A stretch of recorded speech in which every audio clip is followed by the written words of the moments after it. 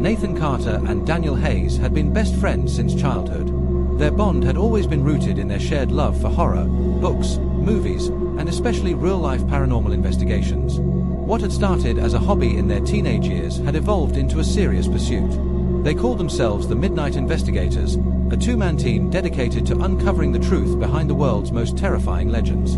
Their YouTube channel had gained a modest following, with thousands of viewers eagerly watching their midnight explorations of abandoned asylums, haunted houses, and cursed forests. But nothing they had encountered before could prepare them for what lay ahead. One evening, while sifting through their inbox for potential cases, they found an email titled, "Help me.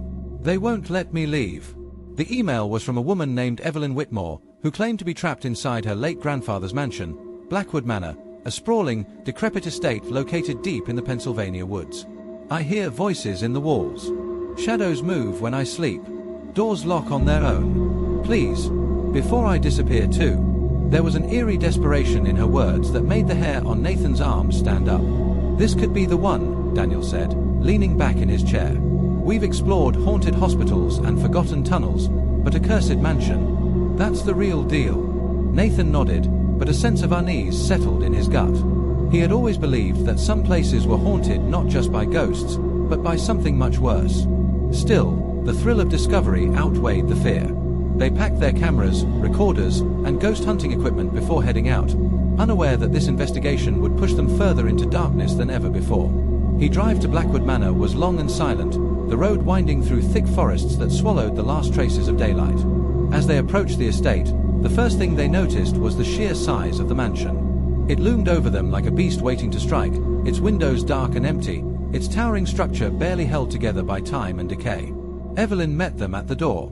She was pale, her eyes sunken as if she hadn't slept in weeks. "You actually came," she whispered, relief evident in her voice. "I didn't think anyone would believe me." "We're here to help," Nathan assured her. Inside, the air was thick with dust and an unsettling stillness. The walls were lined with portraits, their painted eyes following them as they walked. The house smelled of rotting wood and something metallic, almost like blood.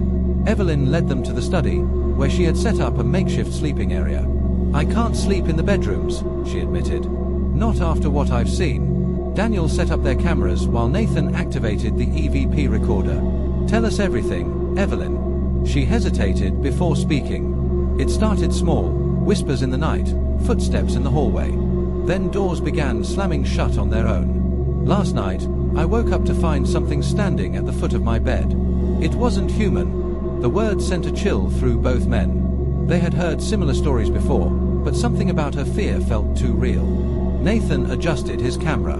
"Let's find out who, or what, is here." As the night deepened, they began the investigation. Daniel placed motion detectors near the grand staircase while Nathan roamed the halls with a spirit box. Static crackled through the device as he asked, "Is anyone here with us?" A low, guttural voice responded. "Leave." Nathan's blood ran cold. "Who are you?" The voice didn't answer. Instead, the temperature dropped, and a slow, rhythmic knocking echoed from upstairs. Evelyn gripped Daniel's arm. "That's my grandfather's study, but it's been locked since he died." With shaking hands, they ascended the stairs. The study door was closed, its wood warped and aged. Daniel turned the handle, and to their shock, it opened with a creak. Inside, the room was untouched, papers scattered across the desk, an old leather chair facing the fireplace. But what caught their attention was a large mirror covered with a heavy black cloth. Nathan frowned. Why would someone cover a mirror? Evelyn swallowed hard. "Because that's where I saw it." She lifted the cloth, revealing an antique mirror. At first, it reflected nothing unusual. But then, a figure moved. It wasn't their reflection. It was something else. A twisted, elongated version of Evelyn, its mouth stretched into an unnatural grin, its eyes black voids. Daniel stumbled backward. "What the hell is that?" The doppelganger slowly raised a hand, pressing it against the glass. The surface rippled, as if the mirror was made of liquid. And then, it stepped out. Evelyn screamed as the creature lunged. Nathan grabbed the closest object, a chair, and swung it at the entity.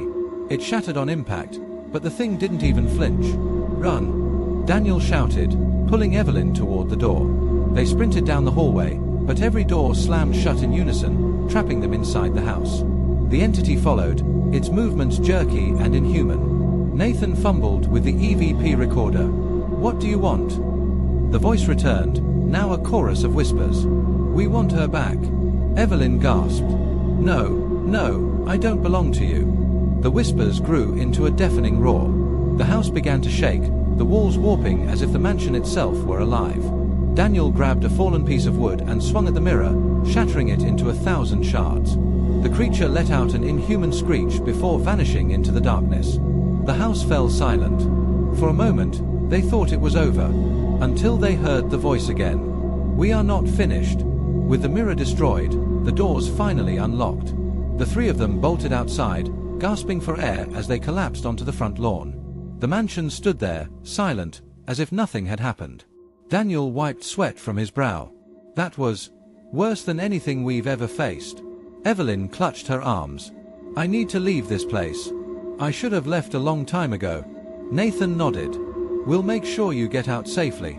As they drove away, Nathan glanced in the rearview mirror. For a split second, he swore he saw something in the reflection. A shadow.